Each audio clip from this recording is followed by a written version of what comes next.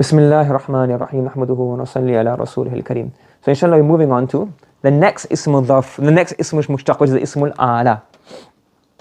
So regarding the ismul ala, what do we have here? We say the ismul ala is one of the mushtaqat.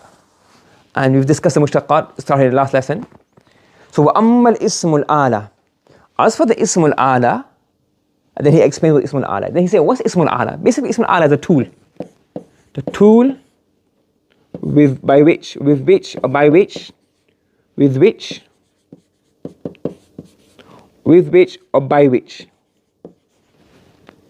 carry out the action. Simple. Yes, he's explaining it in a bit more complex way. What does he say? He says, huwa ma yu'aliju bihi al-fa'ilu al-maf'ula li-wusuli athari ilay. When we have here, so what's alaja mean? Alaja means to carry out a physical action. Yes? So alaja means you carry out an action, you work on something physically. You use the al-zahira. You use the body parts, not your heart or your mind. You use the body parts. Okay? So you have mu'alaja, so ilaj. So ilaj means what? Using your physical and apparent body parts to do on the maf'ul bihi, to create the effect of that action. So for example, to simplify, I just mentioned it because the word mu'alaj and ilaj comes sometimes in a few other places as well. So what we're saying here, that mu'alaj means, for example, I am the fa'il. So I am carrying out physically with my hands or my, I don't know if I'm talented, my toes, the action of opening on the door. So I am carrying out the action of fataha on the maf'ul bihi, the door, so that the effects of fatah become apparent on the door. It's a complicated way of explaining it, but that's how he's explaining. So that's what ilaj means, mu'alaja, sorry. So mu'alaja means what? You use the word ya'alaja. So he means here, is that which the fa'il carries out physically the action on the maf'ul bihi, so the effects of the verb become apparent on the maf'ul bihi. Okay? So fataha yaftahu, so miksaha, a broom. So I am the fa'il, I am carrying out the action of sweeping using a tool so that the effects of the sweep become apparent on the floor. That's what we call here ismul ala. So ismul ala is that thing which is used by which the fa'il uses on the maf'ul bihi, so he can carry out the effect of the action become clear on the effects of the action become clear on the maf'ul bihi. Does that make sense?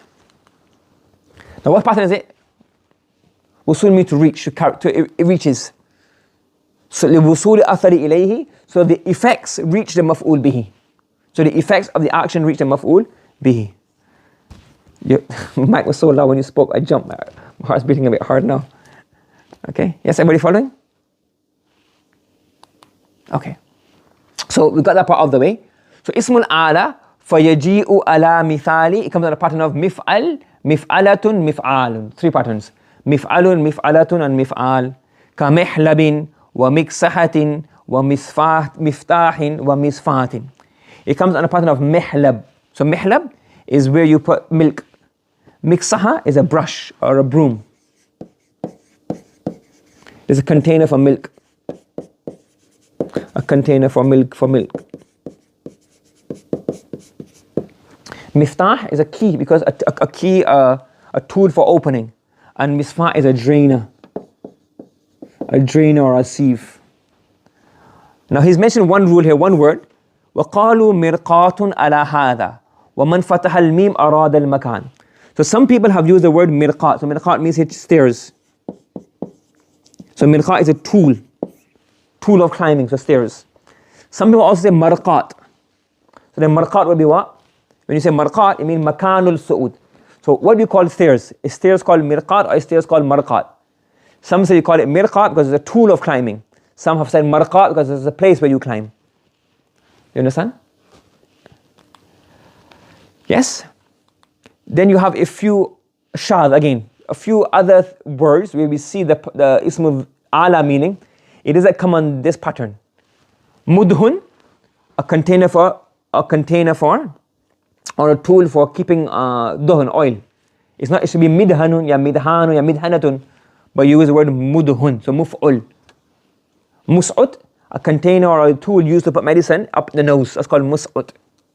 Mudaq is that a thing used for grinding or crushing. Munkhul is a sieve. Mukhula is what you put the antimony. I think antimony is what we call surma in Urdu. The black thing you see that people put on the eyes. The Prophet used to use that. Mukhula. Muhruda is ina'ul ushnan. Ushnan is a type of powder, type of like rocks that they make into powder, they crush it. So the container you keep ushnan in is called a muhruda. So the muf'ul pattern is a shaz pattern. So muf'ulun is also a pattern of what? Of ismul ala, but it's not common, it's quite rare. And then he says here, you get muduqqun, but you also get the normal muduq. You also get two other patterns for midaq, for a grinder, for something that crushes. Some say muduqqun, but you can also have the normal, original, standard patterns, midaqqun and midaqqatun. You don't have midqaqun, but you have the other two. So the word muduqqun can be used in the shaz pattern, the unusual pattern, the irregular pattern, and it can also be used in the normal pattern of midaqqun and midaqqatun. Understood? Any questions regarding this? Okay. Subhanallah wa bihamdi, subhanakallahumma wa bihamdika wa nashhadu an la ilaha illa anta wa nastaghfiruka wa natubu ilayk.